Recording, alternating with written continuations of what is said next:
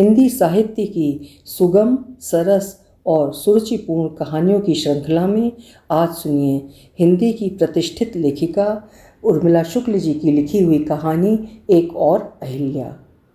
तो शुरू करें कहानी एक और अहिल्या। जल्दी जल्दी तैयार होकर वो बस स्टैंड पहुंची, मगर बस का तो कहीं अता पता ही नहीं था। वैसे भी यहाँ बसों के आने जाने का कोई टाइम कहाँ होता है। प्राइवेट बसें हैं, आ गई तो आ गई, नहीं तो बाईपास रोड से ही चली जाती हैं और बेचारे गांव वाले इंतज़ार ही करते रह जाते हैं। सो उसे भी बस के इंतज़ार में समय तो काटना ही था। ये गांव का बस स्टैंड था जहां टपरे नुमा एक ही होटल था। वहां पान, बीड़ी और सिगरेट से लेकर साबुन, तेल, कंघी तक हर चीज़ मिलती थी। होटल के दोनों ओर लकड़ी का एक एक फट्टा रखा हुआ था। दोनों ओर चार चार ईंटें लगाकर उसे बेंच का रूप दे दिया गया था। पूरे बस स्टैंड में बैठने की यही एक जगह थी, सो वो भी वहीं बैठ गई। उसने देखा भट्टी पर चाय का पानी खौल रहा था और चाय देने वाला लड़का कोने में बैठकर ऊँघ रहा था। ये वही लड़का था जो बस के आते ही चाबी भरे गुड्डे की तरह फुदकने लगता है। एक हाथ में केतली और दूसरे हाथ में गिलास लिए पेशल चाय की खनकती आवाज़ यात्रियों को घेरने लगती है। उस समय तो उसे अपनी बुचकती हाफ पैंट का भी होश कहाँ रहता है, मगर ये हलचल बस कुछ देर ही रहती है यहाँ और फिर यही सन्नाटा। उसने देखा उस राह को जहाँ से होकर बस को आना था, मगर अब तक बस की कोई खबर नहीं थी। बैठे बैठे ऊब चली थी, सो उसका मन किया कि तालाब की ओर निकल जाए और वो तालाब की ओर चल पड़ी थी। ये बड़ा तालाब कहलाता है और ये सिर्फ नाम का बड़ा तालाब नहीं है। इसमें 12 महीने इतना पानी रहता है कि इस गांव के साथ साथ आसपास के कई गांवों का निस्तार भी इसी से होता है। उसने देखा निर्मल पानी की उठती लहरों को जो हवा में हिलकोरें ले रही थीं। वो सीढ़ियों पर बैठ गई। अब जल में उसका चेहरा नज़र आने लगा था। अब कितना साफ़ है इसका पानी, मगर पहले इसका पानी ऐसा साफ़ नहीं था। और गांव वाले भी तो। और पानी पर बनती बिगड़ती लहरों के साथ वो अतीत में झांकने लगी थी। तब उसकी नई नई पोस्टिंग हुई थी यहाँ। छोटा सा ये गांव नुमा कस्बा, कुछ भी तो ऐसा नहीं था यहाँ जो उसे बांध पाता। सो अपने काम के बाद ऊबती रहती थी और अपनी ऊब मिटाने के लिए अक्सर इधर उधर निकल जाती थी, कभी हरे भरे खेतों की ओर तो कभी इस तालाब की ओर। तब इसके घाट कच्चे थे और घाट भी क्या, घाट के नाम पर इसके दोनों ओर 2-4 पत्थर रखे थे। एक मर्दाना घाट था जिसे यहाँ के लोग डौका घाट कहते थे और एक जनाना घाट था जो डौकी घाट कहलाता था। गांव का निस्तार इन्हीं 2 घाटों से होता था और बाकी के दोनों छोर उजाड़ से पड़े थे। वहाँ जलकुंभी का साम्राज्य था, सो उधर कोई नहीं जाता था। उस दिन वो फुर्सत में थी, सो उधर ही चली गई थी। दिन डूबा था और रात उतरने वाली थी। वो लौट ही रही थी कि जलकुंभी वाले किनारे पर एक परछाई सी उभर आई थी। वो उस ओर बढ़ी तो परछाई कुछ साफ हुई। वो एक युवती थी जो घुटनों तक पानी में खड़ी कपड़े धो रही थी।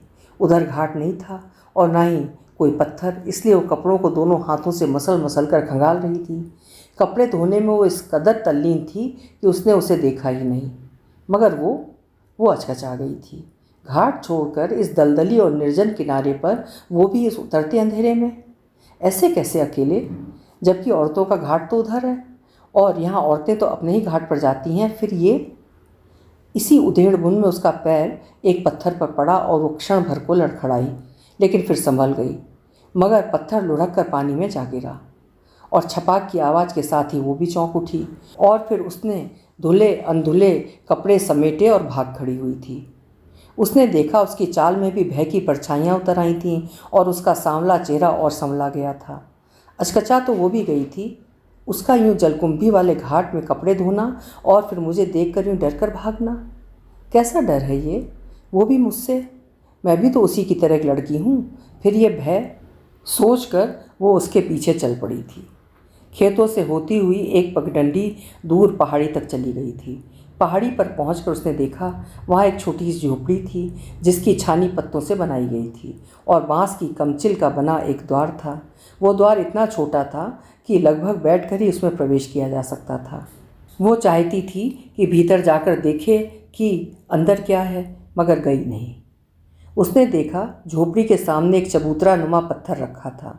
उस पर सिंदूर पुती एक मूर्ति रखी थी। उसने ध्यान से देखा, उसके सामने सिंदूर लगा नींबू और कुछ काली चूड़ियाँ भी रखी हुई थीं। वो देख रही थी उसे, पर पहचान नहीं पा रही थी कि ये मूर्तियाँ किसकी हैं। मगर चूड़ियों से उसने अनुमान लगा लिया था कि हो ना हो ये किसी देवी की मूर्ति ही है। मगर किस देवी की? और बहुत कोशिश करने के बाद भी वो पहचान नहीं पाई थी। एक तो शाम का समय और वो भी निर्जन पहाड़ी, सो हवा भी किसी रहस्य की तरह सरसराने लगी थी। वो कुछ देर तो वहाँ खड़ी रही, फिर लौट चली थी। कुछ दूर चलकर उसने पीछे देखा, अब झोपड़ी से पीली सी रोशनी फूट रही थी। नमस्ते पटवारी बहन जी। उसने मुड़कर देखा, एक छाया उसी की ओर बढ़ रही थी। धुंधल का गहराने लगा था, सो दूर से पहचान पाना मुश्किल था, मगर वो जानती थी गांव का ही कोई होगा। ये संबोधन तो उसे गांव वाले ही देते थे। शुरू शुरू में उसे बहुत अटपटा लगता था, पटवारी बहन जी, ये भी भला कोई संबोधन है? मगर गांव वाले भी क्या करते, उन्होंने अब तक महिलाओं को स्कूल में ही देखा था और उन्हें बहन जी कहा करते थे। वैसे भी वो इस गांव के लिए तो पहली महिला पटवारी थी, तो उसे क्या संबोधन दें ये उन्हें शायद समझ में नहीं आया। सो सब उसे पटवारी बहन जी कहने लगे थे और अब तो उसे इसकी आदत सी हो चली थी। धीरे धीरे वो छाया पास आई तो उसने पहचाना वो बिसाहू राम जी थे, गांव के गौंटिया। अब दोनों गांव की ओर बढ़ चले थे। पटवारी बहन जी, आप उधर कहाँ गई थी? बस यूं ही टहलते हुए उस पहाड़ी तक चली गई थी गौंटिया जी। उस चबूतरे पर किस देवी की मूर्ति है? पटवारी बहन जी, आप वहाँ गई थीं, उस टोनही पहाड़ी पर? उसकी बात को अनसुना करते हुए गौंटिया ने प्रतिप्रश्न किया था। इसके बाद ही उनके चेहरे पर उसके लिए असीम दया उभर आई थी और वो चकित सी रह गई थी। इस दया के स्थान पर अगर क्रोध उभरता तो उचित होता। वो गांव के इस माहौल में, इतने अंधेरे में उसका यूं अकेले जाना क्रोध का कारण था, मगर ये दया भाव उसकी समझ से परे था। सो उसने पूछा, आप इतने परेशान क्यों हो गए? ये पहाड़ी गांव से इतनी दूर भी तो नहीं है कि परेशानी की जाए। तब उन्होंने बताया कि उस पहाड़ी पर रहने वाली वो युवती टोनही है। टोनही यानी वो डायन जो लोगों को खा जाती है। मगर वो पहले ऐसी नहीं थी, पहले बहुत गुनी थी वो, इतनी गुनी कि गांव भर में उसकी बराबरी में कोई नहीं था। मगर फिर न जाने क्या हुआ कि उसने टोना सीख लिया, मसान जाके टोना जगाने लगी और सबसे पहले अपने बाप को खाया और बाद में तो गांव के कितने ही लोगों को खा लिया उसने, बूढ़े जवान, यहाँ तक कि बच्चा मन को भी नहीं छोड़ा उसने। तब तंग आकर हम लोगों ने उसे गांव से बाहर हकाल दिया। अब वो गांव के बाहर उस पहाड़ी पर रहती है, अब उससे मुक्ति है हमें। कहते हुए उनकी आंखों में घृणा झलक उठी थी और उसकी आंखों में निर्जन में कपड़े धोती, फिर धुले अधधुले कपड़े बटोर कर भागती उस युवती का भय उभर आया था। अब वो समझ गई थी कि उसके भय का कारण किसी मनुष्य पर उसकी छाया जो पड़ गई थी। तो क्या अब वो सचमुच मनुष्य नहीं है? शायद नहीं, इन लोगों की नज़रों में तो हरगिज़ नहीं। तभी तो और उसका मन व्यथित हो उठा था। गौंटिया ने और भी बहुत कुछ बताया था, उससे जुड़े कई किस्से भी सुनाए थे और अपनी कोलकी में मुड़ने से पहले उन्होंने उसे बैगा को दिखा लेने की बात कही थी ताकि वो टोनही की मारक शक्ति से बच सके। और वो तो सिर्फ एक ही बात सोच रही थी कि ऐसा कैसे संभव है? औरत जो सृजन का आधार है, जो रचती है, वो भला टोनही कैसे हो सकती है? मगर इस इलाके में ये अंधविश्वास बहुत गहरे तक धंसा था। उसे अखबारों में पढ़ी ऐसी अनेक घटनाएं याद हो आई थीं, मगर जादू टोने पर उसे यकीन नहीं था। मगर ये लोग इस 21वीं सदी में भी? वो व्यथित हो उठी थी, इतनी कि रात भर सो ही नहीं पाई। वो सोच रही थी उन लांछनों के बारे में जो उस युवती पर लगाए गए थे, अपने ही पिता और गांव वालों को खा जाने का लांछन। किसी मनुष्य को यूं पिशाच बना देना कितना आसान है इनके लिए। मगर दोष इनका भी नहीं, इनके माहौल का है जिसमें इस तरह के अंधविश्वास पनपते हैं। और कोई विरोध करने वाला या सही स्थिति बताने वाला भी तो नहीं है। कोई बात नहीं, अब तक जो हुआ सो हुआ, मगर अब वो समझाएगी इन्हें, तोड़ेगी उन भ्रांतियों को जिनके चलते एक औरत डायन मान ली जाती है। मगर वो कुछ कर पाती, इससे पहले उसे जॉन्डिस ने आ घेरा और माँ उसे शहर लिवा ले गई थी। फिर तो वो अपनी बीमारी में ऐसी उलझी कि और लंबी छुट्टी के बाद जब वो गांव लौटी तो उसने देखा गांव बीचों बीच गौरा चौरा के इर्द गिर्द भीड़ जमा थी, मगर सब खामोश थे। उसे आश्चर्य हुआ, इतनी भीड़ और वो इतनी खामोश की। फिर उसने सोचा कोई तमाशा दिखाने वाला आया होगा, तभी तो सब सांस रोके तमाशा देख रहे हैं। चले देखें भला ऐसा कौन सा तमाशा आया है कि। और उसके कदम भीड़ की ओर बढ़ चले थे। जैसे जैसे वो भीड़ के करीब पहुंची कि उसे सिसकियां सुनाई दी। फिर तो भीड़ को चीर कर वो उसके सामने जा पहुंची और उसने देखा एक आदमी नारियल भुज की रस्सी से एक युवती को पीट रहा था। रस्सी की मार से उसके शरीर पर नीली नीली लकीरें उभर आई थीं। उसका सारा शरीर धूल धूसरित था और उसके होंठों की कोर से खून बह रहा था। वो उसे पहचान नहीं पाई थी। सो उसने लोगों से पूछा था, ये क्या हो रहा है, इसे ऐसे क्यों मार रहे हो? मगर किसी ने कोई जवाब ही नहीं दिया। सब मंत्रबिद्ध से देख रहे थे उसे। उसने देखा वहीं परदेशी के बेटे की लाश रखी थी। अब सब कुछ साफ हो उठा था और फिर बैगा का हंटर फिर उसके शरीर को छू पाता उससे पहले उसने बैगा का हाथ पकड़ लिया था। फिर तो चारों ओर हाहाकार ही मच गया था। उसने धर्म कार्य में बाधा जो दी थी, एक टोनही को मारना धर्म कार्य ही तो था।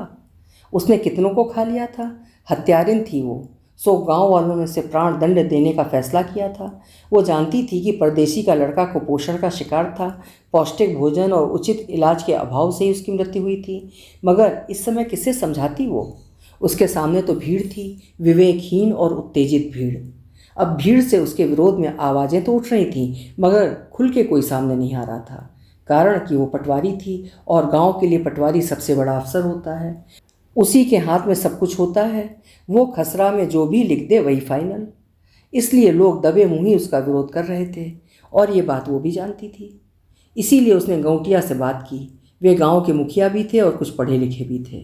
हालांकि इस अंधविश्वास से वो भी मुक्त नहीं थे, मगर और कोई उपाय भी तो नहीं था। सो उसने अपनी बात कही और चेताया भी, अगर आप कुछ नहीं करेंगे तो मुझे पुलिस का सहारा लेना पड़ेगा। और गौटिया ने बुझे मन से उसकी बात मान ली। मगर गांव वाले, वे बहुत नाराज थे।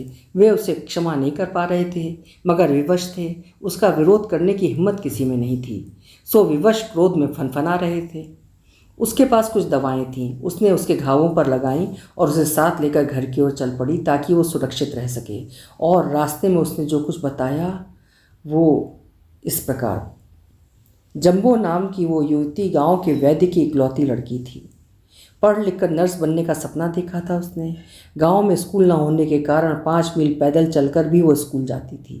गांव वाले अक्सर उसकी पढ़ाई की आलोचना करते। उसके बाबूजी से कहते, भई के बेटी लाओ कतका पढ़ावे, अब ओखर बर बिहाव कर और अपन घर पठो।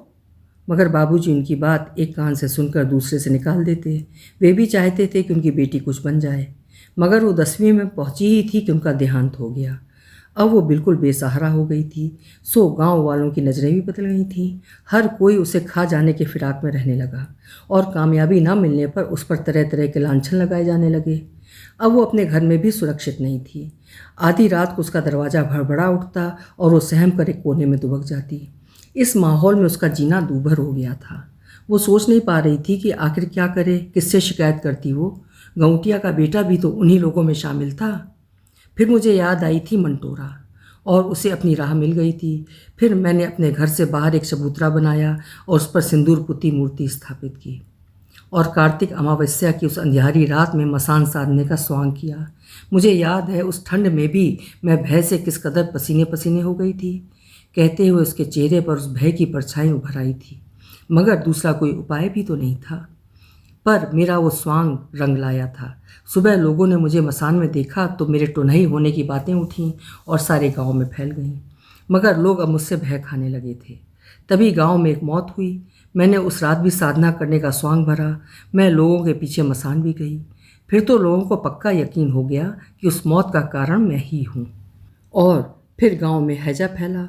उसने तो मुझे खाँटी टुनही साबित कर दिया। फिर क्या, मेरे खिलाफ पंचायत बैठी और मुझे गांव से बाहर निकाल दिया गया। अब तो गांव ही नहीं, पूरे इलाके की मौत का दोष मुझ पर थोपा ही जाता। मगर मैं अब खुश थी। टोनही ने तो मुझे जीते जी मार दिया था, मगर उसी ने कवच बनकर मेरी औरत को बचा लिया था।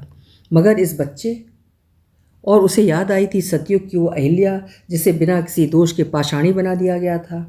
उसने देखा जंबो की आंखों में दर्द सा ठहर गया था। उसे पढ़ी सुनी अनेक घटनाएं याद हो आईं और उसका मन तड़प उठा। कब तक, आखिर कब तक चलेगा ये सिलसिला? कब तक औरत यूँ पाषाण बनती रहेंगी और उसे पाषाण बना देने वाला समाज और उसके ठेकेदार, वे यूं ही घूमते रहेंगे? नहीं, कुछ तो करना ही होगा। मगर अभी तो जंबो के लिए क्या, कैसे करे? और उसने गौटिया से सारी बातें कहीं। वे गांव के मुखिया थे और औरों से अधिक समझदार भी। उन्हें इस बात का एहसास हुआ कि जम्बो के साथ गलत हुआ है, सो उन्होंने उसका साथ दिया। वे उसके आभारी थे कि उसके कारण वे स्त्री हत्या के पाप से बच गए। दूर से आते बस हॉर्न से उसकी तंद्रा टूटी और वो चल पड़ी थी। सड़क पर धूल के गुबार उठाती बस नज़दीक आ रही थी। धूल के गुबार और गहराए और एक लंबे हॉर्न के साथ ठहर गए थे। बस स्टैंड पर लग चुकी थी और बस के द्वार पर खड़ी थी वो। कलफ लगी कड़क सफ़ेद साड़ी, मगर चेहरे पर थी अथाह कोमलता। सचमुच इसने सेवा की सच्ची ट्रेनिंग ली है, सोचते हुए वो उसकी ओर बढ़ रही थी। तभी गौटिया भी आ गए थे। उनके साथ कुछ लोग और भी थे। सबने आगे बढ़कर अपने गांव की नर्स का स्वागत किया था। कल तक जिसकी छाया भी वर्जित थी, आज वही इन सब की छाया बन गई थी। अभी आप सुन रहे थे लेखिका उर्मिला शुक्ल जी की लिखी हुई कहानी एक और अहिल्या। आशा है कहानी आपको पसंद आई होगी। कल मिलेंगे फिर किसी उम्दा कहानी के साथ। आपका समय शुभ हो।